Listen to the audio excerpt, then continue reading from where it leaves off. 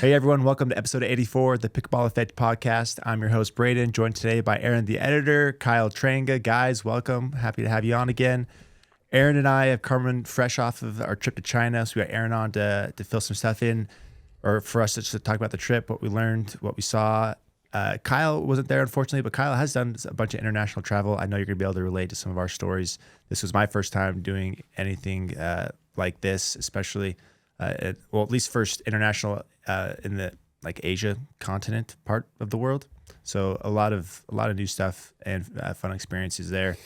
Kyle, you've done Japan, Japan, Thailand, Cambodia, Oman. I could name too many places.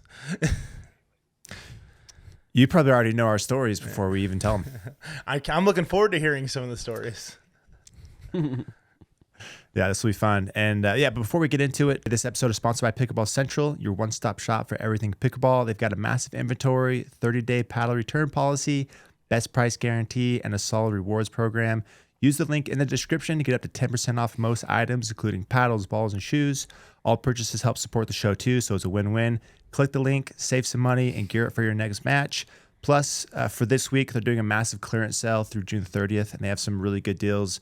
They're just clearing out some old inventory, old models. If you're looking to pick up something super cheap, now's the chance to go do that. I think they have a $17 paddle on there. It's an old Prince model. This was like Simone Jardine's. Remember that? Oh, yeah. That graphite, like super circle paddle. Anyways, they got a bunch of deals. You can go pick up something there and use the link in the description.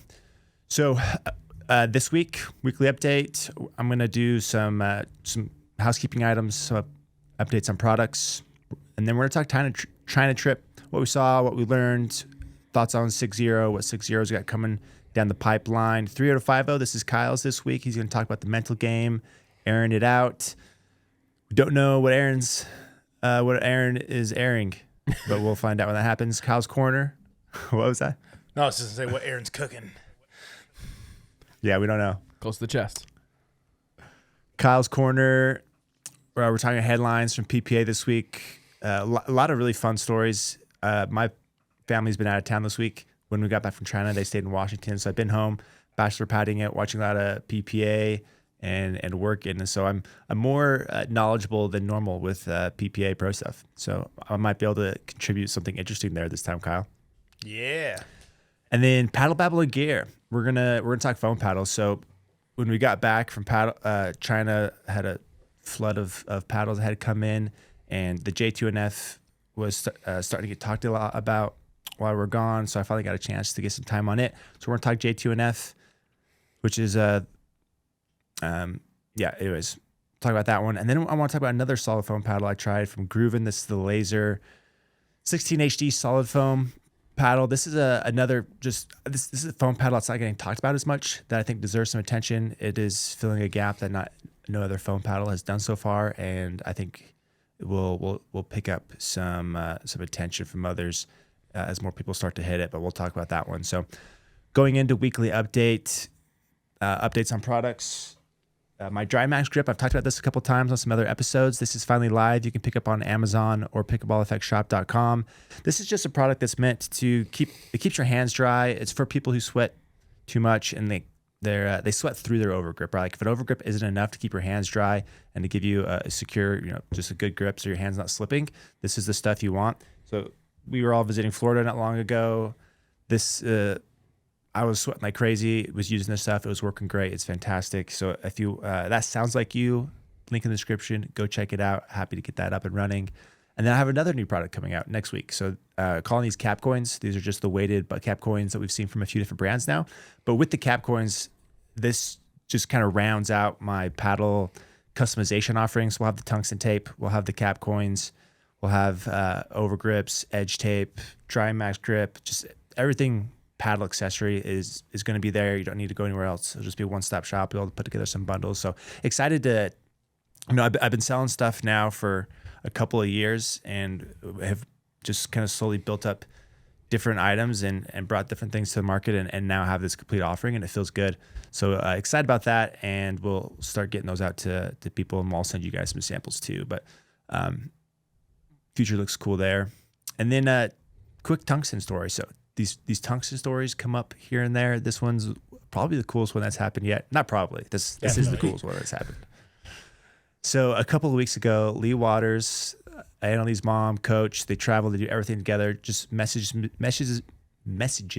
That's the word. Messages me on Instagram. Just real short. Is just says, hey, we want to start using tungsten. We're interested in yours. Do you mind sending us a couple samples that we can try out? Make sure it's what we want before we go buy a bunch. And I'm just like, yeah, this is Leigh. We talk. This is normal. And so I respond, trying to play it cool, and just like, yeah, sure. I'll send you a couple. Feel free to try it out if you like it. Happy to keep you guys supplied. And my brother, he's in Utah. I was telling him that Leigh had messaged, and we're both, just like, what do we do? And he's like, do we pitch her? Do we go big? Do we try to like sign Annalie or whatever? And I'm like, no, hold on. Let's just send her some stuff. Anyways, we get a couple packages out to her.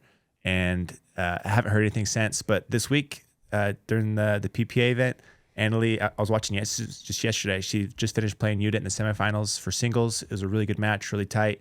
Annalie comes on top like she usually does. And she's doing her post-match interview, and she's holding her paddle. She's like clapping it and kind of turning it a couple times. But you can see the tungsten tape on there. Normally she has electrical tape covering it because she has lead tape. But she didn't have the electrical tape on there. You could just see the tungsten wrapped around the head. And it was just this really cool, surreal moment that it's like, I'm just this random dude from Idaho who made this product because I didn't want to get lead poisoning. I didn't want my kids getting into it. And just this really just kind of humble, unique story. And now it's on Annalie's paddle, who's one of the greatest women's athletes of all time, who's, it's just really, really cool. And fun to see her using it. Now I got to figure out my next move since we haven't talked. So I think I'm just going to message him after this weekend, follow up with him, see if I can send him some more stuff. Like, yo, you triple crowned again. Tungsten was on there. I gave you that tungsten. Do you want more tungsten? But anyways, I'm not going to try to like sponsor her or anything. They don't need money. I don't have enough money to make them bat an eye at it. But just really, really cool to have her using it, and happy to keep her supplied if she wants to keep using it. Love it. The coolest. Now, are you like just 1% disappointed there's not just the smallest little PE logo anywhere? Or is it this is subtle? Or is the non-branding branding? Because real pickleballers know no logos means pickleball effect. It's 100% branded now. I think if a brand comes out with tungsten and they don't put their logo on it, people just assume it's mine, which is kind of cool. So others pretty much have to put their logo on it, or it's PE branded. And no, I don't feel any regret not doing that. And I almost think there's actually quite a few pros that use the tungsten now. It seems like Ben's using it. That's not confirmed, but we guess Fed uses it. I've sent it to 10 plus people that are all using it on tour. But the fact that it's not branded is probably why they use it. Is probably partly why they use it. Like it's really good product. There's not tungsten that's better than what I'm making. Plus it's not branded, and it makes it easy for them to use it, which is was not intentional, but turned out to be a cool thing. And Braydon, I actually went back and watched every match of every pro that has played with lead tape, and then pros who have switched to PE tungsten. And this is completely unbiased, nothing to do with me being on your podcast with your products. But every time I've gone back and looked at a match before and looked at a match after, every player has played better. I have never seen a player play worse using tungsten, specifically Pickleball Effect tungsten. And so what a cool story for Annalie. But again, I mean, today we're recording the pod Sunday morning. She has to triple crown today, or it's critical. She's like, it's got to, or like, the deal's off. You're pulling the tungsten. We don't want her, right? This is a big day in Pickleball Effect history. We need Annalie to succeed, and I'm confident that she will. It's a good product. She's a good player, and if she does it, do I message? Do I just not even message him? If she hasn't not triple crown. Hey Leigh, go ahead and send the rest back.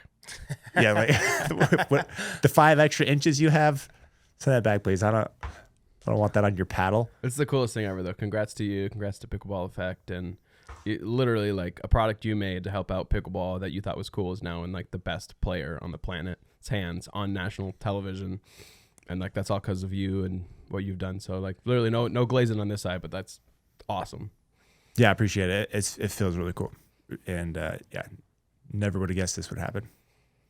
Just kind of last item here on just housekeeping stuff. So I've mentioned the AI project I've been working on. I just scrapped it with the guy. We started over. We're going. I'm still working with him. Good. We're doing a different approach, but we had been working on this one, the way we were doing it for weeks, and we're starting over. But I'm hopeful that this backup plan will work better. And as someone who has tested a early stage of this product, I will say the reason Braydon is being slow is because he's picky and because it's going to be really, really good. And so bear with him. Like, I can't wait to see the finished product because I know what it could be, I know what it will be, and it's going to be awesome. So congrats to you on not pushing something out that sucks and will be really, really good. Yeah. Yeah, it'll be worth it. I think we're just keep putting the time until it gets to a place where we feel comfortable and it will actually be helpful. Because in its current state, it really hasn't changed much since you've tried it, Aaron, and it's just wasn't helpful enough. But I still think it can happen. Okay, let's talk China. Okay, just to recap for anyone who may not know what happened. So 2 weeks ago, Aaron and I were invited to attend the 6.0, or not attend, to, I guess, tour the 6.0 factory in Shenzhen, China. We've been planning this for a couple of months. We show up in China. We go do this tour for a couple of days. We're hanging out with Dell. Dell's the CEO of 6.0. It's him. They have their materials engineer. His name was Tyler. I forget his last name. And then is the guy that owns the factory there. And was just, the hospitality was just through the roof from these guys on the factory side. But really, really cool. We went through, they went, showed us every single room in the factory. We went through like a step-by-step process of how a Gen 2, just classic thermoform DBD is made. But that process can be applied to any paddle. That's going to be the same flow. They may change up the core and the internals, but it's going to be that same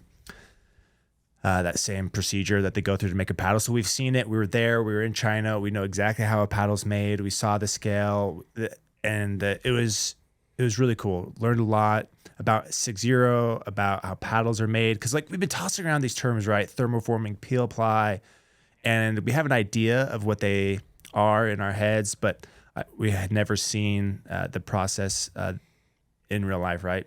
Now we can put visuals to all these things that I've kind of been imagining of how they look like. And so definitely feel more educated, and really cool experience. So let's just start with, what do we think of China? Just some fun stories that came through, and then we'll dive into what we thought the factory is like, where 6.0 is. For me, a couple of the fun things that came out of it is, one, Aaron has another nickname that may outdo Aaron the editor. We've been calling him Aaron the editor for a bit, but I don't even know where it came up, but Aaron was being referred to as the mule the whole trip by everybody. Even Dell was getting into it. It was great. They were just like, I was walking around. I had my fanny pack, slinged around my shoulder, just watching, observing, being chill while everyone else is on their cameras. You got Chris. Usually Isaac's there, but this time it was Chris. He's out there working hard. You got a Tickle My Pickle with his iPhone. You got Brian, and then of course Aaron's doing his thing, and I'm just chilling and watching. And they were giving me a hard time that I brought my a mule along with me. Yeah, so it started off. It started off as me having more gear than everyone else, right? Passenger Princess Braydon just enjoying the trip. Everyone else kind of doing some self-filming. Tickle arguably doing as much filming as Braydon with his iPhone. Doing more. He was doing way more. Yeah, I had the big Pelican case. I had the backpack. I had the gimbal. I had everything. And so they quickly dubbed me as the mule just because I was carrying too much. And then Dale got into it pretty quick. And then, since Dale got into it, this whole group was basically calling me the mule all weekend, which I thought was equal parts offensive and badass. And so I kind of really started to like it a little bit, which, rule number one, if anyone's ever making fun of you, just embrace it and double down. And then you put them in a corner. If you become what they insult you, then you win. But super fun trip, super fun weekend. And you know what? Aaron the editor, the mule, I'm fine with both. Just happy to be a part of it. You can call me whatever you want. Just don't call me Shirley. You did have the most gear, but you were getting the best shots too. Yeah, I'm really happy with what we got. Yeah.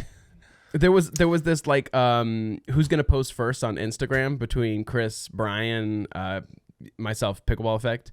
And so Brian, Always. will disappear for hours, but Brian wasn't first to post. I got some clips out of like the streets of Shenzhen just as like a little personal post. And then I was going to, Braydon and I were working on some other content too. And then Chris beat me by like 10 minutes as far as like, I was telling him in the car, I was like, so there's this thing called video postcards. Basically, you just post like 3 to 4 second clips, and then you just you scrub through them. So maybe it's like a clip of someone walking, maybe a clip of someone going by, and basically like anything that could be like a picture, you just do like a really small segment clip, and then you just post like 5 to 10 of them based on where you are. And Chris goes, man, that idea is so cool. And then an hour later, this MFer goes to Instagram and posts a video postcard, and it was really clever. He captioned it like, been thinking about this idea for a minute. Like literally 1 minute. really wanted to post this. And so the next time, you know what? I know we're all friends, enemies, competitors here, but yeah, keep your ideas close because people will steal it, especially the big dogs. I'm surprised that Brian's usually posting content like during the events. Like he's like a magician. Brian content is in like full blown like YouTube polished videos, not just stories. No, exactly. Like it looks good, but it's like it happens so quick. He was just cooking some bigger ones. He's posted 2 or 3 times now because I think he's still in Korea. He went from China to Korea with Dale for a few days. And you know what? I think his strategy was he might not be first to market, but he had his traditional building pickleball flavor. So, he put a little more storytelling, a little more effort than Chris's shitty little 3-second clips. Real bad. You can go watch them. You go look at Pickleball Effects page and what we posted. Go look at Pickleball Studio. It's a clear difference. I don't care if he's the top dog. He's not the top dog when it comes to content. So sorry, buddy. But all of Brian's content looks throwing really, really shade. Good. Yeah, you know what? I changed my Instagram bio. It used to, just say like Phoenix Pickleball, and now it's 3-5 player 7-0 editor. And so you know what, I'm doubling down on my assets here. The mule is doubling down, and you know what, Chris talked so much garbage the whole trip. I've never heard him yap so much about worthless yada yada yada. Brian, I'm your dad. Simon, the owner of Stacked Pickleball, who was a Hong Kong facility that hosted us, he was incessant about just sitting, like yap, yap, yap. Like it finally, everything that we've ever seen from him got to his head. And so, you know what? The thing is, if you can't beat him, you just got to carve out your own lane and destroy him there. And so that's the intent. But yeah, I like that. I loved just having the more intimate, just like 5 creators there, similar to the Selkirk one, where it was very tight knit. Yeah. We're all joking, jabbing at each other, just having just a lot more fun, a lot more cohesive, a lot more just like it felt like we're all friends, right? And we could be friends, we could hang out. It's not this, like the Adidas and the Yoli events. They're just so big that you don't get that same experience as you do it with this one, and we did like the Selkirk one. Yep. And so not only is it more fun hanging out, with our friends there, and you get more. I get a better experience, but you get more out of it from Dale. Like we're all buddies with Dale now. He was in on the jokes, so there was a handful of inside jokes that kind of came up through the whole thing, and that we were all leaning in on and having fun with, and definitely like that more intimate kind of 4 or 5 person scenario versus these bigger events. Yeah, I think it also kind of like led to an environment where we felt really comfortable with each other, and there kind of felt like there's nothing off the table we couldn't ask. And so I know sometimes when you come out to these events, you're like trying to balance, like a perfect example, when we met at Proton event last year, it was right after Diescu got suspended for the whole Pine Tar thing. And so like you want to ask him that, but you can't because you finally have a pro on camera. And so you're trying to like respect having a big name that helps your content, but also the one thing everyone's thinking when they think of Diescu is like this controversial topic that you kind of can't ask. Yeah. And so I think the same thing is true when you go on some of these trips. If they have headlines or like, what the hell has 6-0 been doing? You want to ask, right? And you're there, you're in front of the owner. They've invited you out, but it's also like, you don't want to like be disrespectful. Yeah. And so I would say like in a smaller, more intimate environment over the course of just spending a lot of time with each other for 2 or 3 days, you can really kind of dive in, I think, to some of these things that you're feeling, the stories that you really want to dive into to tell, because, right, I put on our 2024 like paddles of the year, like 6-0 trailing off. And then I go on this trip 6 months later, or we go to Selkirk, and a lot of things change. You get more perspective. You see how paddles are made. You know, you really get to like dive into R&D and kind of some of the differentiators from master iterator brands to true R&D. And your perspective changes. So it never felt like anything was off the table. Again, like Dale could say, hey, you know, I'm going to keep this one close to the chest for IP reasons. Or, you know, you guys are media, you know, Brian likes to leak things. We're not going to go there. But it really did feel like anything we wanted to ask, we could ask. Nothing was really out of pocket. And there was just a lot of like mutual trust on both sides. And so I think me as like a storyteller and someone who wants to capture like this, like the real stories of the content, like what's 6 Year actually been doing, what's Dale been working on, how, you know, how do you come back from like the overnight success of the Double Black Diamond? I really think we were able to film a lot of those things without it feeling like fluffy and like, hey, we'll fly you to China to tell you what we want to say. Yeah, well said. That is exactly what it was and what happened. And that is the kind of power of having that smaller group. Before we jump into some of those, answering those questions, because we did talk about those a lot while we were there with each other and with Dale. And those are the questions that everyone else is asking. Okay, there was the mule thing.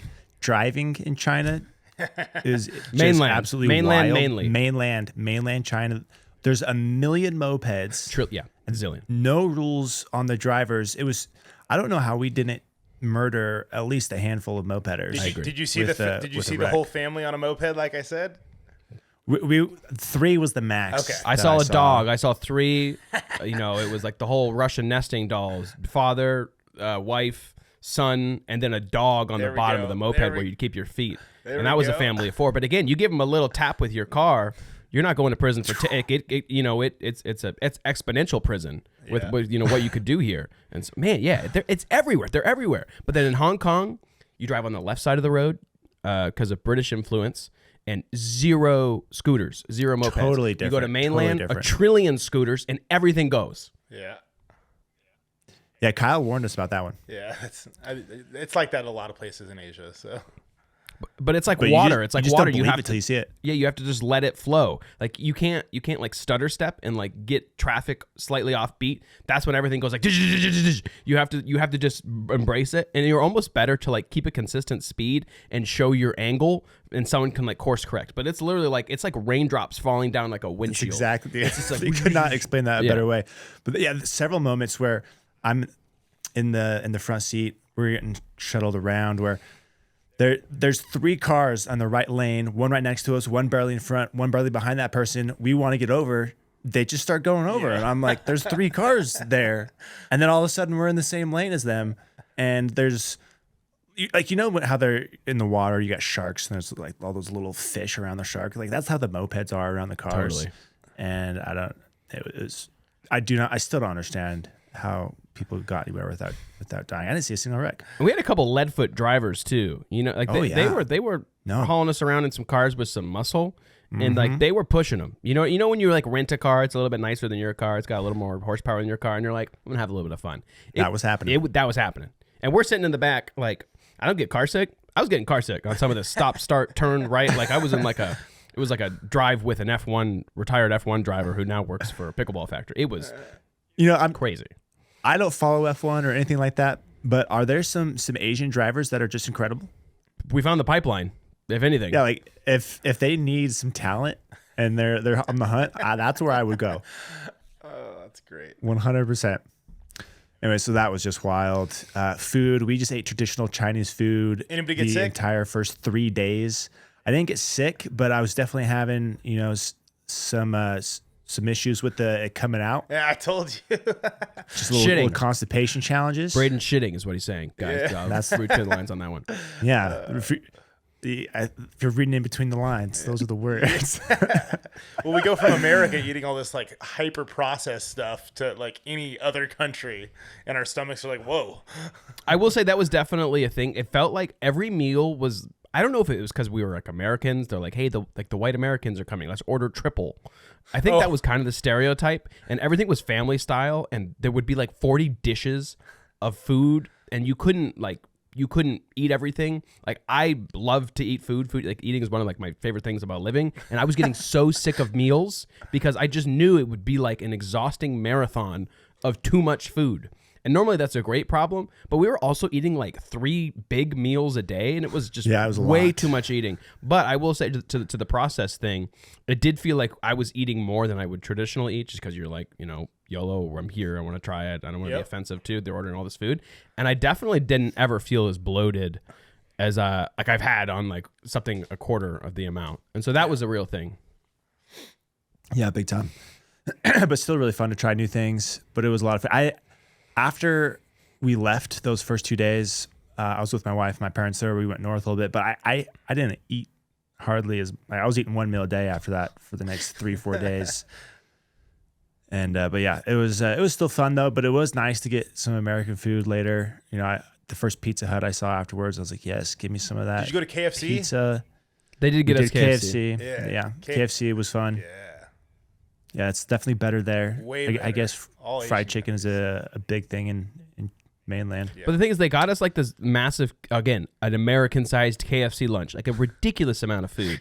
And it was also like very hot and humid that day. And so when you're like already sweating and kind of like like overheated, I can't say like fried KFC is like the first thing that you want to eat, right? And so I think that was kind of the problem. Again, we were in like the coldest room of the factory, and they were like pumping up the AC for the white Americans. But yeah, it was definitely the best KFC I've ever had. But at the same time, it's like, who wants to eat KFC in the middle of summer? Yeah, that's true. But yeah, I mean, that just kind of speaks to the hospitality though. Like they were to the max. They were so welcoming, and they really took care of us. I mean, when we showed up at the factory the first day, they literally had a red carpet rolled out. Up multiple flights of stairs. Yeah, we had to walk up multiple flights of stairs to get to the main level where their offices are, where we were meeting. And so, yeah, they had the red carpet going into the building, up the stairs. There was like 3 flights. We get to the top. There's a handful of their employees. They had streamers. They were popping. They had balloons. They gave us all flowers. Jeez. It was Let me tell the story like from my celebs. perspective. So I'm in the back, Okay, right? okay. So classic cameraman, rule number 1 is, who are you filming? Where's your talent? Get behind him so that you, as he experiences or as they experience what it is, you can film it, right? So I'm in the back of the line. First off, big mistake going up this red carpet experience, because we're going up this spiral staircase. Braydon is like 4 or 5 people ahead of me, right? I'm trying to get the group going up, right? Ascending. It's pretty dark on the staircase. So I'm like, cranking my camera settings, trying to like make this look brighter. And all of a sudden, when they get to the top, like the staff welcomes them. Everyone's cheering. Like it's way too grandiose of like an experience for a couple stupid YouTubers. No offense. But like it would have offense taken. Yeah, it literally was like if Taylor Swift was showing up. Like I kid you not. They were like acting like this was the Super Bowl event of their year. And so they're going up the stairs, and all of a sudden I hear these 2 loud booms, like bam, bam, and I'm just like, I'm in the back, and I'm like, oh my gosh, they just took out Chris and Braydon, like 2 of the reviewers are gone, right? Like this whole trip was a setup. They're taking them out. Like, congratulations, John, for tearing your foot. You are in first place now, right? Like John's gonna change his code to all of them, and like John has like succeeded the empire. But these 2 loud booms happen, and like they're not quiet, and so we're all thinking like, you're like going in this red carpet, and all of a sudden these 2 loud booms. And what it was is like these confetti cannons. But of course, they launched them without the camera guy being ready, right? You don't. Chris wasn't. He was doing his little side filming. He didn't have the angle. Actually, the person that had the best angle was Tickle on his stupid iPhone. He had the shot. But yeah, these 2 loud booms, and then we get up there, and it's just like, when like somebody gets the golden buzzer on America's Got Talent and all this confetti comes pouring down, or like the Super Bowl, that was just like everywhere. And so like we're walking up this red carpet, they're greeting us with flowers, shaking hands. They asked us to like sign this like big, sign for them. Photo shoots. Yeah, and so the booms were these massive confetti cannons. But again, on first boom, it sounded like Dale. I sent like everything but it sounded like Dale had a master plan to, he's saying, you want to give me a bad review? You want to say 6 years trailing off? Come to China and you'll find out. That was awesome. Okay, last little bit before we dive into some of these 6-year questions was the squatty potties. Did you do one, Aaron? I saw it. I did not attempt. But you know what? If you're peeing into that, you gotta get low. Essentially, it's like literally like a hole in the ground. It's a hole in the ground, But it's got plumbing, so it's not like a shitty It one. looks like a urinal that's just laid flat on Yep. the ground. But yeah, I was determined to take a dump in one of these because I wanted it to happen. But I was having these like constipation issues, right? So I'm like 3-4 days in. I'm in the northern part of southern China. We're getting ready to go on this really cool gondola hike thing. 2 minutes before we're like scheduled to get on this thing, there's bathrooms nearby. I'm like, I bet it's a squatter. I think I gotta go. David from Pickle he gave me the tip. He says if you're gonna do it, if you're gonna go poop in one of these things, it's got to be at the moment. You're not chilling on these things. You're not just hanging out scrolling on your phone. You go in, you squat, you take care of business, and you're out. And so I was like, okay, this is time. I went in, got it. I did it, and I felt really good about it. I used the squatter. Slow It was it wasn't much, it was just little. clap. It was everything I could muster, but I feel really proud about. I'm really proud about that. Wow. Now you can change your title to international dumper. Congratulations. Thank you. Yeah, almost as cool as my ALW story. Almost. Equal. All right, let's dive into some of these. Yeah, dive in. So, what's this factory like? I think we'll answer this, and then we'll answer some of the bigger 6-0 questions. So, factory was pretty big. I think they had about 30 or so people on the floor going through the different steps, making the paddles. They had individual rooms for each step in the process. So, first step, they're cutting the carbon fiber, they're laying it up, they're like laminating it together. We saw that. They take that to the next room. They have a CNC cutter. They're cutting up the core to the shape that they want. Then they put the sheets, the face together. They do the thermoforming piece. They'll basically wrap a piece of carbon fiber and like a thin layer, like it's expansion foam. So that foam you see on the edge of the paddle, they wrap that in carbon fiber that goes around the paddle. They kind of rubber band it together. Goes into the thermoforming. So this is a mold. They have a ton of these molds. Yep. They're Essentially a pickleball waffle iron. Yep, it's a waffle iron. They put the paddle in there. It fits it perfectly. They clamp it together. They tighten it. Then they go into these. How would you describe the thermoforming machines? There's about 6 or 7 layers of these plates that will clamp the mold. So you'll put the mold in between them. It's not surrounded. It's not like an oven. I kind of imagined it as an oven. Isn't it like a heated press? Seeing it. Yeah, it's a heated press. Press, that's the word. It's a heated press. Multi-layer in there. heated press. Yeah. So you could do a ton of these all at once. Yep. They do the cooking. They pull them out. Goes to the next room. They do so at this point, it's all, when we think of a thermoform paddle, it's a paddle without an edge guard, basically. Then they peel the top off. It gives you that, there's like basically a sticker on top of the paddle. You peel that off. This was on the carbon fiber before they put it in the mold. And then when you take that off, that's what creates the grit. That's the peel ply stuff that we see all the time. And then it goes through some quality control stuff. They have very extensive QC. Yeah, they're doing QC throughout this whole thing. They're checking core. They're doing everything at every step and they're throwing things out that don't comply. And they do the design. They put the edge guard on. They put the grip pallets and the grip tape on there, and then they package it and ship it out. And so it's. The factory was big. They also have another room for the paddle testing where they have a Canon, some durability tests, some abrasion stuff, some of the things we saw at Selkirk a little bit. Not quite as extensive as what they had at Selkirk, but they had a lot of stuff there. Still, like I would have been like impressed 10 out of 10 if I hadn't seen Selkirk. So I honestly think we kind of saw what the tip of the peak could look like. But again, I know 6-0 and Selkirk are in kind of two different leagues. And for what I pictured 6-0, like very extensive, very thorough, very robust. Like I mean, again, I don't know like as much about paddle testing, but a lot of the same similar machines. Selkirk's just looked more, like I said earlier, Tony Stark. Yeah, but still very impressive. I think the biggest difference really between what Selkirk's doing and what the factory's doing is that Selkirk just has it in house where they have access to everything immediately. Where Dale has to travel to the factory to test or wait on them to test paddles for him. Right. So I think the immediacy that Selkirk has with their in-house testing does give them advantage, but that's not to say that 6-0 is not doing really cool stuff. That they are testing, they're gathering data and doing a lot of the same pieces that Selkirk is doing on the innovation front. But yeah, so they had all those elements, and then they had some storage and stuff, different spaces. They had a roof on top,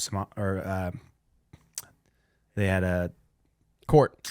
on top of the roof where the employees play sometimes. And we tested some paddles up there. They had some office space, but overall it was really big. They could crank out some paddles there. Really clean. Like it was a really clean operation. Yep. The owner of the factory was really sharp, super nice. You could tell. Every interaction he had with his employees seemed very, very positive. It was cool. You could tell that it felt like a family-run business, and that's how they described it. Really impressive with the factory, how they were operating, what it looked like. The optics were fantastic, and definitely a little bit more grandiose than maybe I imagined going into it. Really cool there. And then, I don't know, any other thoughts on that, Aaron? Yeah, Dale would want you to mention the SOPs, Braydon. He would. They had papers at every step with these standard operating procedures. Laminate. If these things were not going anywhere, if this place was on fire, everything would go down except for the SOPs. But no, very meticulous, very detailed throughout the entire process. There's a lot of, I think one of the takeaways for me was not all Gen 2 paddles are the same. Like, I don't think every factory is going to operate and be the exact same. Yeah. I mean, obviously we haven't seen other factories, but they seem very detailed. There's a lot of small things they did here and there that made a lot of sense. And I think it's going to add to the durability and just the quality of the product that they were doing. And Dell, would say, like, it's tough to implement new processes into a factory because they get their system, they know how to make this paddle, and they're going. And so for him to introduce, even something as simple as SOPs, I think is a big deal, where it's a little more structured and everything's really sharp and moving. The factory itself was really cool. And so that was it. That we were hanging out there most of the time. And then we also went and saw they called the cloth factory where the carbon fiber was made. And that was pretty cool. Like, the machines to make carbon fiber are massive. Mm-hmm. And we won't talk about it much, but it was pretty cool to see that. I got a question. Yeah. At the paddle factory, how you said that they can crank out paddles, did they give you guys any like throughput numbers, like how many paddles they could actually produce in like a day? I can't remember a number, but I'm sure we could text. I mean, how many was on that drying? Like, there was a curing rack after they, glued on the handle pallets and like the butt cap and stuff. I was just curious if it was hundreds. That had to be. That was like a 10 by 10 grid. There was probably 100 on that rack. Okay. And there was probably more than 100. 3 racks, just right there as we were walking by, and that was probably just from that day. Dang. But they can make a bunch. So they crank them out. Someone had asked if this was 6Zero's factory. So Dell was obviously very close with the owner. Dell works out of this office 3 months out of the year. The guy lives there. He's there a ton. And so he started this factory, I guess, with the owner initially, with the intent this to be like a private factory for 6Zero. But they had to take on, the factory ended up taking on other clients, other brands to make some more money. So it's not a private factory for 6Zero. However, I do think the relationship of 6Zero with the owner is special and unique, and I would be very surprised if there are other owners. There can't be many owners that are this tight with their factory and work this closely with their factory as Dell does. Gearbox comes to mind. I would think they have a really tight relationship. I know he travels to China a lot. I know Carbon travels to China a lot. They probably have a good relationship, but I don't think there's anybody living out of China 3 months out of the year like Dell is. And so there's definitely a unique relationship between him and the factory. It is part of, I think, what sets 6Zero apart in a lot of ways, because they have that relationship. They're able to bring things to the factory, invest in them, in new tooling, and in trying out new things.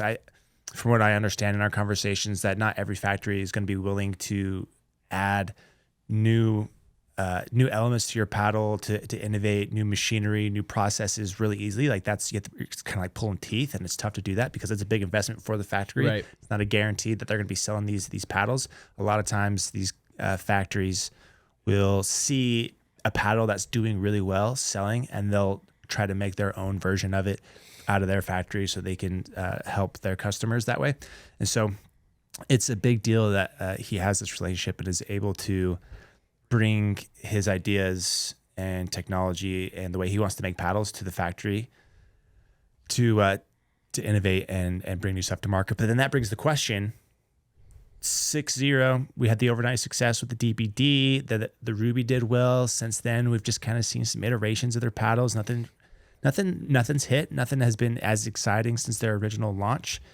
Yet they have these like super cool capabilities, this really great relationship with their factory. Why haven't we seen more from 6-0?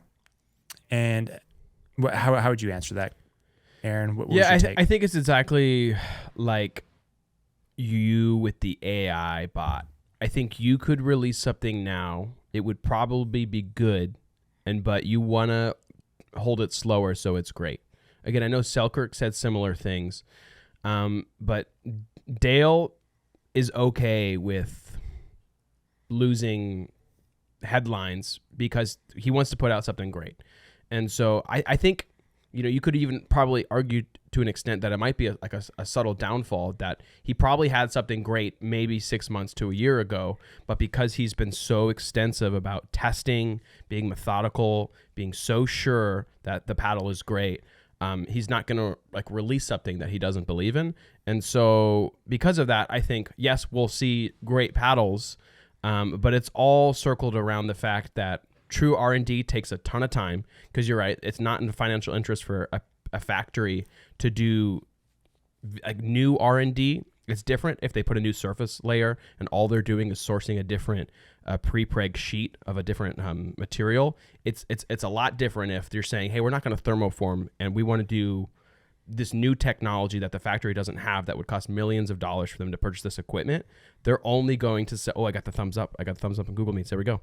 They're only going to sell proven items. So they know Gen 2 thermoform paddles work. And so if Braydon and I own a Chinese factory, we're going to go invest millions of dollars into that equipment because it's already been proven in the market.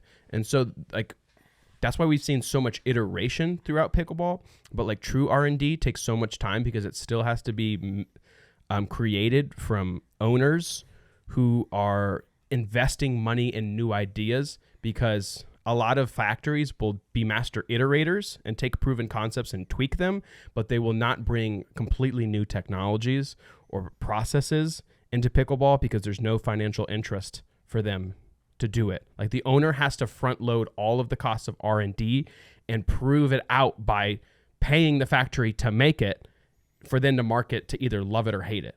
And then from there, then you'll see all the rest of these, tier 2 factories go and see the success. And then it goes through the same process of how thermoforming started.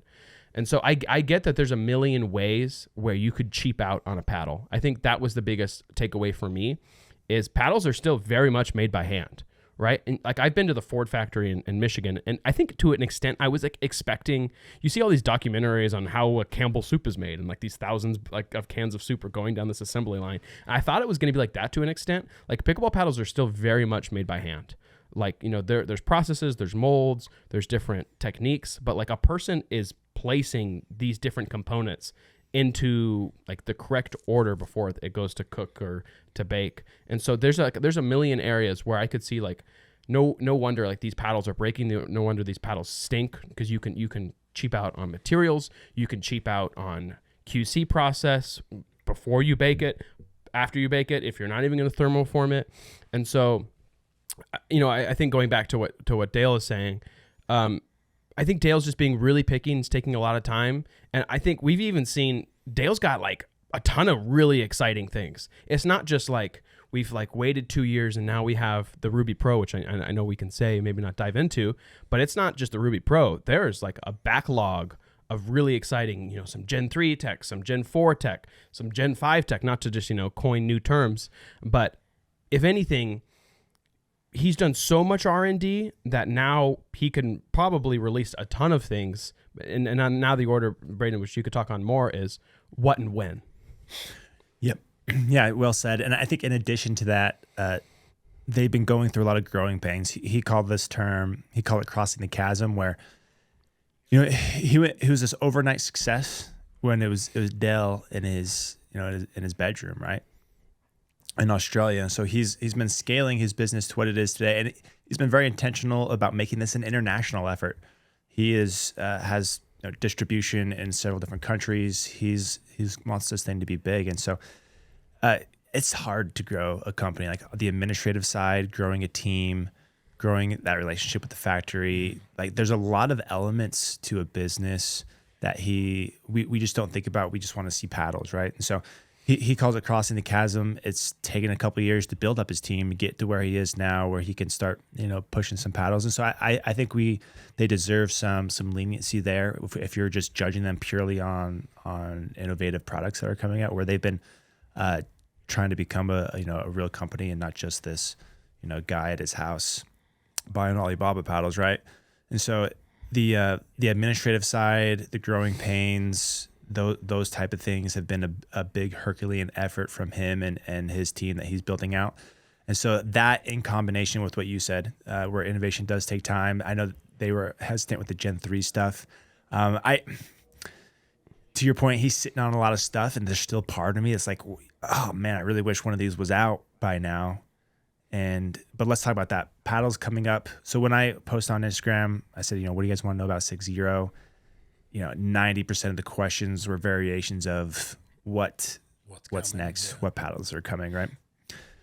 So one is Gen 3. They're skipping Gen 3. They're not going that. They had kind of durability things there. They're not going to do a traditional Gen 3 as you think of it. Yeah.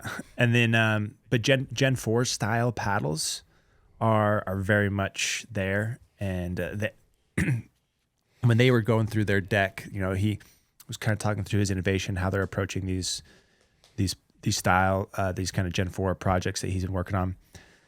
They've come up with 6, I guess you could call, pillar technologies that they're mixing and matching between their new products that are coming down the line, which I think is really cool. They're kind of modularizing a little bit some of their technology that they're going to use to get different performance elements they want. And so you're going to see these new kind of marketing jargon a little bit, but they're all going to be connected to specific technologies they developed, and they have some pretty exciting stuff, I think. It's still a little bit down the way. He's just finalizing prototypes for these ones that you and I are particularly excited about, where that are bringing these innovative new technologies to the market that he's been working so closely with the factory to make.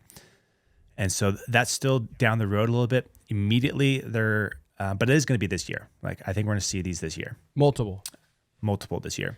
So they're starting with the Ruby Pro. That's going to be like a late summer release. This isn't a Gen 4 yet. This is still, I guess you could call it like an iteration type paddle, but it is introducing a couple of their new technology. So this will be our first paddle that we see from them that's introducing some elements of their new technology that we're going to see across the board from them. And these first 2 that they're going to launch with the Ruby Pro, or at least a couple of them, are significant.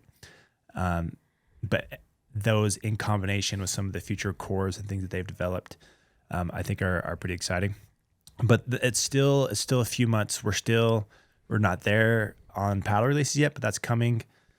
And anyway, something to keep an eye out there. Anything to add to that, Aaron? I think between June of 25 to June of 26, you're going to see multiple different variations released from 6.0. And so if you're a 6.0 fan and you're on the edge of your seat saying, I just want them to release something, you're not going to just get one thing. You're going to get multiple things in multiple directions, all with new technologies. And so I think if you will find, I would be like hard pressed to say you will find something that you will very much like that comes out of 6.0's factory over the next year. Yeah, I think so. But so that'll be fun to watch. But I don't think it's going to be as quick and immediate as a lot of people want it to be. It's still going to be rolled out here.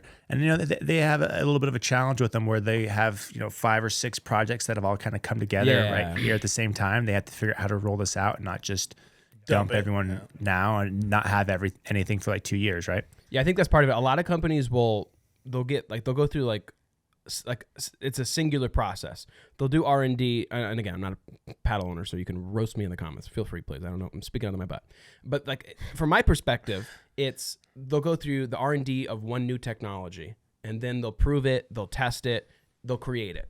and then maybe as they're creating it, they're doing the process of R&D for the next one, you know, and they overlap. But it's kind of to a degree, even if there's like an overlap of when it's actually being produced and sold, and the R&D is process is starting for the next one. It's kind of one at a time. Versus what we've experienced here with Dale is he's got multiple things ready, and now he's kind of got a fleet of different directions of R&D, all with things that haven't been kind of done before, or in those, you know, Gen 4 plus, not to categorize terms.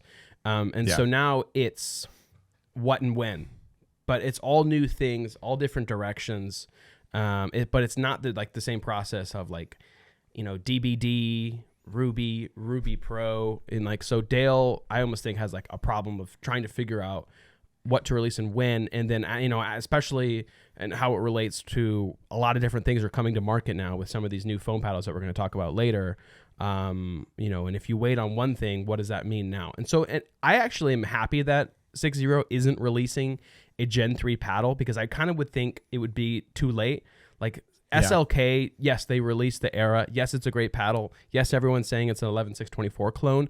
To a degree, even though it's like SLK's best paddle, I think it's kind of bad press in an extent of being so late to a technology that's good, but it's like, oh, great, SLK still kind of came up with the same like idea that like they're late, they proved it, and like it's good, but it's not super exciting. And so I would almost rather a brand skip something and come up with something new that's truly innovative than do a new take on older technology. Yeah, I agree. So last question we'll answer here before we dive into some of our other topics. Just, you know, what was our perception going into this? What is it now? Kyle, I want to hear what your perspective of a 6-0 is. You didn't attend this with us, and so I think Aaron and I have, you know, see 6-0 differently than you. But like, if you were to say, "Oh, this is how I see 6-0," even before hearing some of the things we've said, like, how would you describe your perspective? My guess is that whatever you say here is going to align with how people feel. It won't totally align though, because I have had talks with Dale behind the scenes a little bit. Like I've seen some of these crazy cores he's coming up with, so I know he's been cooking. But no, I do think to the average person, it does seem like they almost just like disappeared. Not as far as like they still have great pros and stuff, but as far as like paddle releases, it is like they just went off into the sunset for a while. But he's been in the lab, and I mean, I don't know if he perfected it, but I did see a very wild looking core that he was working on that you guys probably know more about and aren't allowed to talk about. But he's definitely got some interesting stuff. I can tell you about it afterwards. That the one you're talking about, it's a fun one, and that's kind of part of a side project. Okay. That won't be what we see initially, but that is something that again, it's like one of the things. He's maybe got like 3 that are like kind of ready to go, and he's got a point in which direction you want to go, left, straight, or right, and what does that mean with the market? That one might be like the second layer of paddles that are also like concepts, but he needs to action them. But there's one in particular let's just create a little bit of nugget of hype. I think I know what you're talking about. It's got some sick naming behind it, and I pitched him on the paddle name. And Dale, I'm coming for royalties if you go with it, because I got the perfect name for that paddle. Is it the 6-0 earthquake? No. The earth shaker. Are you going to give us the name, Aaron, or is this going to reveal too much? I think I can go with the name. It's called the Pangea. Okay, Dale knows what I mean. Yeah, that works too. Pangea. Yeah. I know the name of the core, so yeah, that works. Yeah, Pangea. You get it? Yeah, I get it. Yeah. Yeah. I like the earth shaker. Nope. It's not as good as mine. That's okay. We can move on. That's good, Kyle. I agree. To what you said, yes. And another one I think that's been a little bit convoluted, or a perception that has changed over time, was when 6-0 first launched, they're saying we're innovators. We bring in new stuff all the time. We're doing things like that. And we haven't seen these new paddles. I'm like, oh, are they innovators? It seems like a lot of their stuff has just kind of been small iterations of their current lineup, and we're not really seeing, you know, innovation, I guess, per se. And so I was questioning, you know, their ability to innovate, really kind of going into this, and that perception probably shifted the most. I do think the relationship that Dale has with the factory and what they're doing, a lot of the, you know, the way they approach it. Yes, it's taken a long time, and that's just kind of the nature of the beast here, I guess. But I do see them as innovators. I do think that they can bring new tech to the market. I do think that they have that capability, where I was kind of uncertain going into this of, what that ability really was. But yeah, I think things are going to change for them here in the next year or two as they. Yes. I think they've crossed the chasm. We're going to start seeing some more stuff for them, but yeah, a lot of eyes are going to be on them. I think, especially after we're not going to be the only podcast talking about them, hyping up their ability to innovate. So they're going to have to produce. Yeah, if we're wrong in a year, clip us, chat. Let us know. Clip us. Hit us with those receipts. Yeah, call us dumb. Get the pitchforks. Get the torches. But yeah, I mean, again, like you go, like we go on these trips. We go behind the scenes. We get to see these things. Like different brands are like spooled up to like really release some new, innovative, cool things to pickleball. I think the next 12 months landscape of like paddle releases is going to be a lot of really new things in a lot of different directions. And so Gen 3's again, dead. if you're watching this podcast, it's you could say Gen 3 is dead, but it's like the future is really exciting. Yeah. So it'll be fun to see what they come up with. I still think a criticism I have of 6-0 that I think they should address that wasn't addressed from this is just how they organize their paddles. When I go to their website, I do think it's a bit confusing, especially if you're not super familiar with their lineup of what's the control paddle, what's the power paddle. They have some charts and some different things kind of buried here and there, but it's not super obvious to navigate their catalog. Sure. They have like a gem series and these different naming conventions that don't really mean anything. And he seems hesitant to say this is a power paddle, this is a control paddle in some ways, because he wants to kind of wait to see how the market responds to it and to some degree. And so if I were, to offer, something for them to think about, it would just be how you organize and kind of brand your catalog, making that super easy to navigate. I think it's okay to come out and say, this is my power series. Okay, they have all this cool tech, but how does this translate to play and performance? How does this translate to how I communicate what this paddle does for you to the market? I think is something that they could think about and potentially improve with how they present this, because they have this kind of cool modular system they developed with these technologies, but how do you convey that and turn that into performance benefits rather than just saying, this is super innovative, this is super tech heavy, buy it. It's okay, what does this tech give me performance-wise? How does this match my play style? How does this make me a better player? And that's something I would like to see from them in addition to what they showed us here. And so we'll that's just my thoughts there. Am I right or wrong there? And what do you think? No, I like it. I think when brands over-communicate themselves and put Diadem on blast and like call something the standard and like, it counteracts a lot of the enthusiast market, I think you can over-communicate and sound stupid.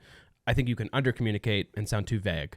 And it's like, well, I don't want to classify. And if you believe in what you're making and you've tested it, you know what you have.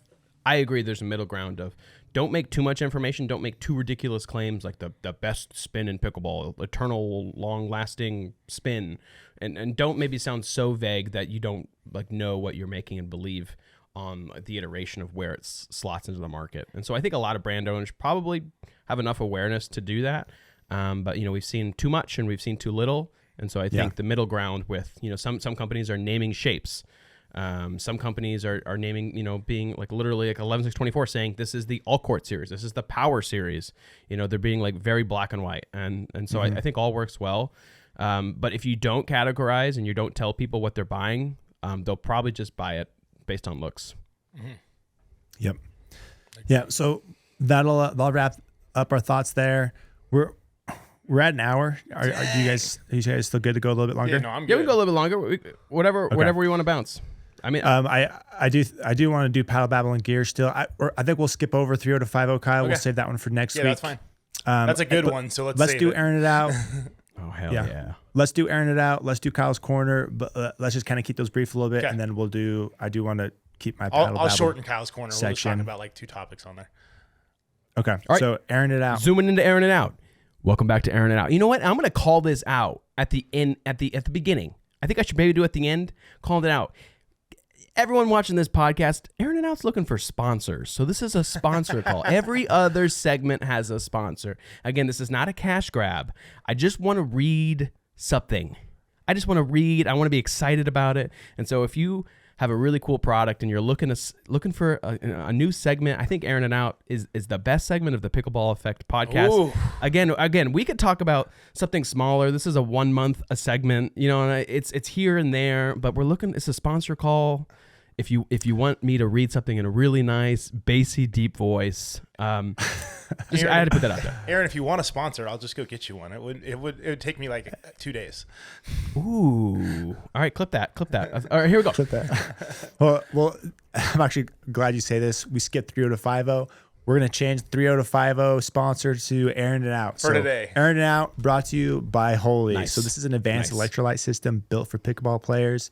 It's a 3-part hydration program that is designed to hydrate faster, recover quicker, and play longer. The flavors are legit. They use quality ingredients that actually work, and you can use the code PBEffect at checkout. So hit the link in the description, support the show, and hydrate yourself. All right, folks, grab your thermoform paddles and hide your warranties because we're cranking the heat this week. It's Airing It Out, the segment where we take the heat gun to the hype and see what melts. This week, we got viral rage. And a second category that we're going to skip over. So here we go. Zane Ford, you're on blast this week, buddy. Yes. During the PPA Tour, Zane Ford, ranked top 15 player, blew a match that he should have closed. After winning the first game 11-0 on James Ignatowicz, he crumbled in games 2 and 3, and then he completely snapped. Tried to break his paddle over his knee, and the paddle kind of won. Shout out Dale, shout out 6-0. And so the question is, actually, this even got picked up on TMZ. I saw a New York Post write about this. And so the question is all press good press on the growth of pickleball, or is this a paddle prima donna crashing out, and it's a bad look for the sport? It's time to start airing it out. Kyle, go first. All right. It was funny because I actually put him on blast on Instagram last night because he made a post about it. I basically said, bro, you do you, but you should probably hit the gym because you should be able to snap that in one try. I don't think all press is good press. I think that looks childish. It reminds me a little bit of Julian Arnold. I know, and like people were arguing that like Andre Agassi was the bad boy of tennis, and like yes, there's passion. That was ridiculous though. Like one, he was smashing the court surface, which I think is rude, and then I don't know. It just, to me, it was very childish. There's like a level. Like I feel like there is a level of passion that's acceptable. Honestly, Kate Fahey bashing herself in the head was, I'm okay with that. I think this was a little over the top though. It's awesome. And then him trying to break the paddle like 3 or 4 times was just like hilarious. And those hideous kitchen blocker glasses just made it so much better. So I say prima donna. I'm gonna take the opposite take. Okay, Ooh. so I've seen tennis clips of guys smashing their rackets against the ground, and I think it's hilarious. You will usually look up the player afterwards. I learned a little bit more about them, that game, that match. In this case, I think all press is good press. This has been done for years. People have been smashing their stuff. It's kind of funny. I'm sure he'll get fined or whatever, but it puts more eyes on the game. It shows that people care about it. There's investment. There's passion involved. This scenario, I think the press is good press, but not all press is good press. I look at the Adidas signing Fed leaving for Yola as bad press for Adidas. Yeah. Best marketing for Yola ever. Ever. Yes. Ever. So I'm gonna take the other. I think it was great. It got picked up. I thought new audiences, new people. Pickleball's a real sport. You got guys smashing paddles because they want to win so bad. Attempting to smash. All right, well, paddles. that's it for this week's Airing It Out, where we saw paddles smashed into oblivion. But either way, the takeaway is clear. The sport is getting hotter, and so are the takes. Over to Kyle's Corner. Oh, Kyle's Corner. All right, we'll keep it short. I'm gonna do your ad read for you. Do it. Slice. Kyle's Corner brought to you by Slice. The weighted end cap that I use and recommend all the time. Slap caps. Slice caps enhance your paddle's balance, boost power, and expand the sweet spot. They're 100% made in the U.S., and you use the code PBEffect to save. Just hit the link in the description to check them out. Yes, I am making cap coins, but I do think Slice caps are better than cap coins. 100%. If you are willing to invest in one of those and take the time to put that on your paddle, I do think that's the route to go, although cap coins can be very convenient, but go check out Slice. If you're not using one, it's worth it. Sweet. All right, top headline. We got a emerging Selkirk pro, comes up through qualifiers, takes out Ben in round of 64, then takes out Zane, then takes out no Cliff, and then hits the buzzsaw when he reaches Alshon. But Raphael Leonard, he was a 5-star tennis recruit, played at Cal Poly, and is now a tennis coach in California. But shook up the headlines, and we are seeing singles becoming just so competitive in the men's. It's amazing. This got to be what, the second, third. Like, we've heard the storyline with that's what I mean. I feel like shows... Ben has been taken out in round of 64 several times. Poor Ben. So yeah, poor Ben. Yeah, a lot of really good talent out there, and it'd be fun to see more of this. Like, this is great. Yeah, like, there's guys out there that can play that aren't playing right now, and we need more. We need more of them. Does this prove the tennis narrative, though, that good tennis players can immediately have success in pickleball? In singles, yes. In singles, yeah. Yes. Singles. Okay.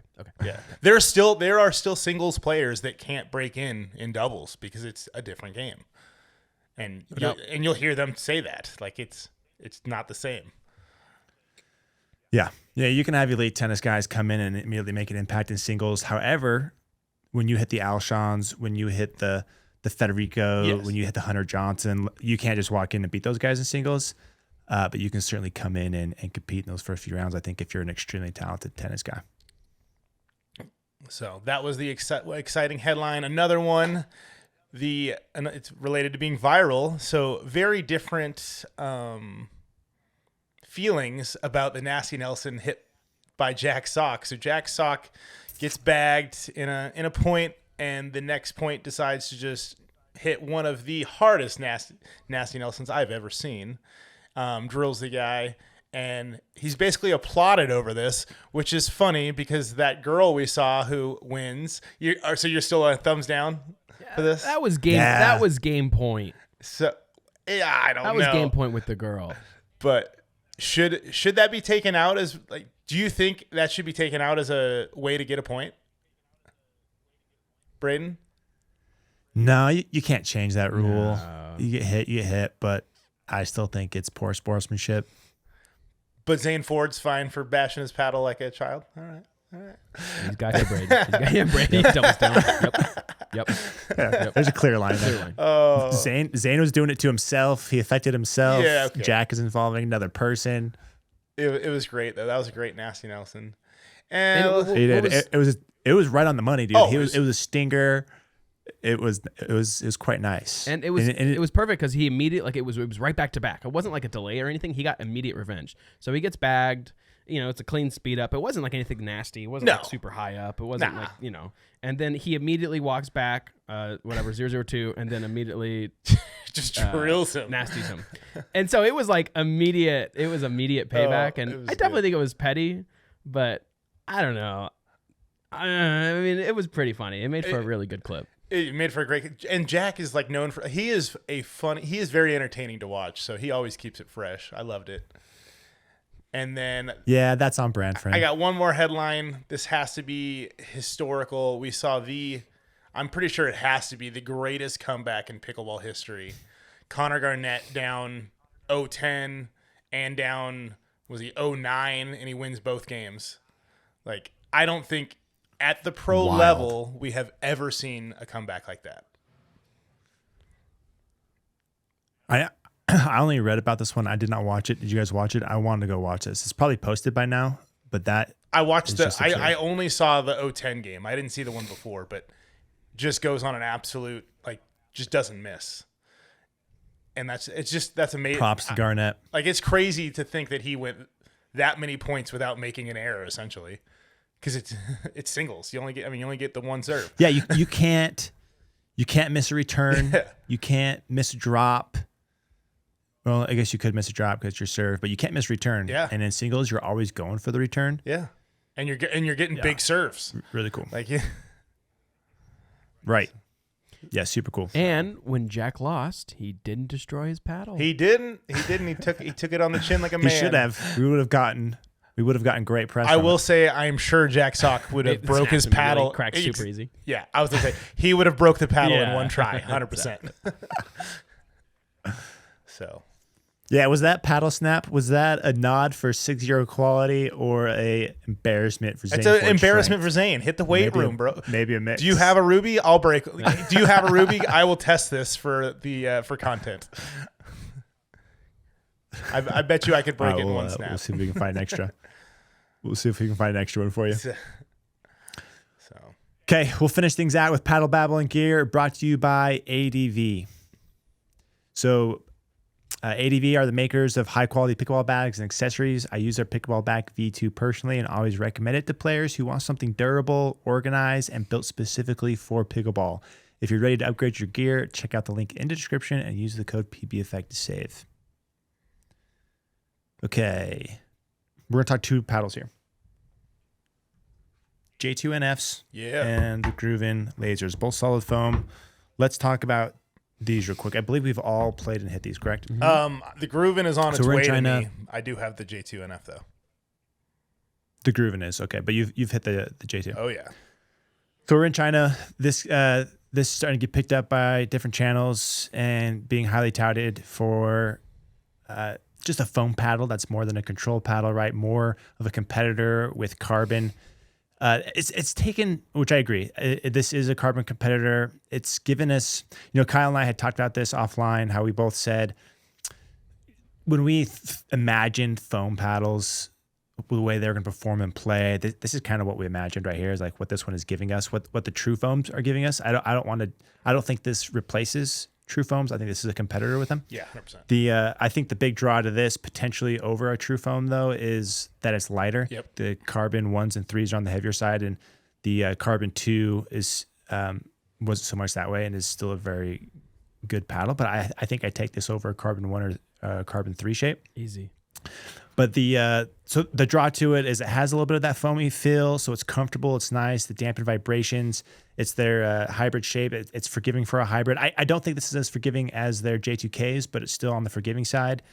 And then it's in that kind of all court leaning power, maybe low power range. Is that where you guys would put it? Yeah, I would say my feelings it was forgiving and it was very medium power. It wasn't overpowering and it definitely wasn't lacking power either. The power was there when I wanted it, but it wasn't like Ripple level power at all. But it was very forgiving. I would put it hotter. I would put it hotter than all court leaning power. I would definitely put power lower side. To me, I was hitting it back with a vapor power, and I thought it had more juice than a vapor power. So, and also, I would also say, you say it plays like we thought foams would. I don't know if I knew what I thought a foam would play like. And I remember when I hit the Carbon True Foam and had a lot of hype around it. And I like, you get a paddle and you want to like it. You are excited to hit it. The True Foam for me, unweighted, never gave me like this new feeling that I was excited that foam had something different to offer until I weighted it up a little bit. Then it really unlocked it. And I was like, okay, this is unique. But for me, the True Foam, that fiberglass square really always kind of ruined it. That there was some inconsistencies with the face, and you would hit it in one spot and it felt great. You would hit the little fiberglass sweet spot and the thing would shoot. And so I never got on board with the True Foam as much as some other players. I know you mained it for a long time. Again, this is just my opinion.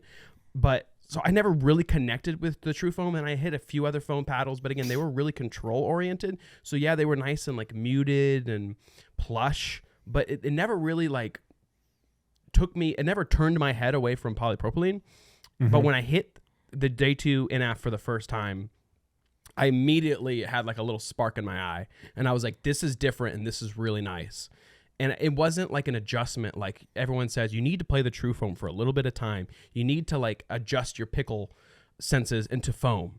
I didn't have like that with the J2 NF. I did have that. There were like some calibration games with the True Foam. And so for me, I agree that it maybe plays like we thought foam would, but I don't know if I would say that. For me, it was just intuitive quickly. It didn't take calibration time because it was unique. But for me, I still had calibration time with the True Foam. And so I haven't hit a foam paddle that felt like this, that like as soon as I started dinking, hitting some drops and everything, I was like, oh, wow, like this is different. And again, I know I'm like playing into the hype, but for me and all the foam paddles that I've hit, I don't know if I've hit anything quite like this.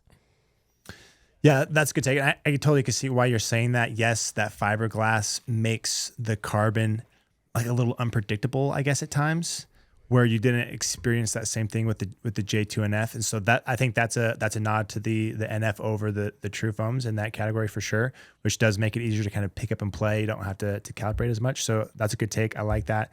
But I guess the reason I say this plays like I think foam would is I think with foam, and I've said this in the past, I want foam to give us that comfortable foamy feel, but play in that all court power level, because you have a lot of these power paddles, these more aggressive all courts that are the polypropylene enhanced with the foam edge that have that hollow feel, can kind of trampoline a bit, and they give you the power and pop you want, but I don't think the connection to the paddle is ideal.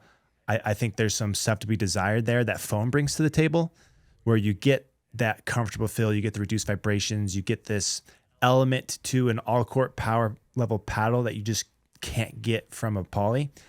And that's what we wanted foam to bring us. But we had we were kind of treated with the carbons. We're like, oh wow, so much potential here with foam. This is really exciting. This is the first one to come out. There's some really good elements to it. Really excited to see what comes next. And it's taken 6 months to get a competitor for true foam. So it's not super easy, right? Everything, like to your point, Aaron, everything's been more control oriented. It's like, control paddles already feel super soft. There's not as much of an attraction to foam in the control category, at least performance wise. Maybe there's some durability stuff you can claim there, but yeah, this is much more lively than other foam paddles we played, other than the carbons, where you're getting that power and pop that you want. And it could partly depend on what paddle you got or what your experience with others, but I don't think either of you are wrong with the power and pop level. Like, it's in that kind of aggressive all court power area, right?